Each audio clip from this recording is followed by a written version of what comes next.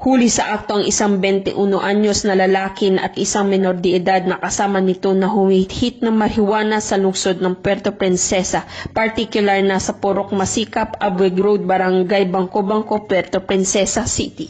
Ito'y makaraang magsagawa ng mobile patrol ang Puerto Princesa City Anti-Crime Task Force nitong ika-7 ng Agosto taong kasalukuyan sa nabanggit na lugar. Kinilalang nadakip na suspect na si Jam, 21 anyos, newly identified drug personality, residente ng Mabini Street, Barangay Masipag, Puerto Princesa City at isang menor de edad na hindi na pinangalanan. Sa patuloy na pagkapkap sa mga sospek, nakuha pa sa pag-iingat ng mga ito ang 2 pang plastic sachet na naglalaman ng pinatuyong dahon ng marijuana at tumitimbang ng 3.72 grams. Nakuha pa sa mga ito ang mga drug paraphernalias at motor na ginamit ng mga sospek.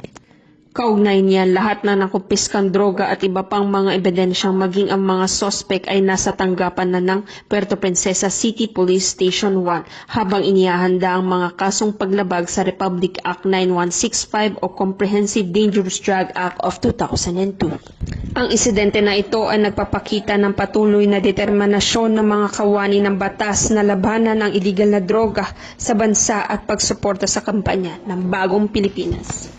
Mula dito sa Calapan City, Oriental Mindoro, ako ang iyong PNN Correspondent Patrolwoman Eloisa Joy V. Beredo, alagad ng batas, tagataguyod ng balitang pulitika.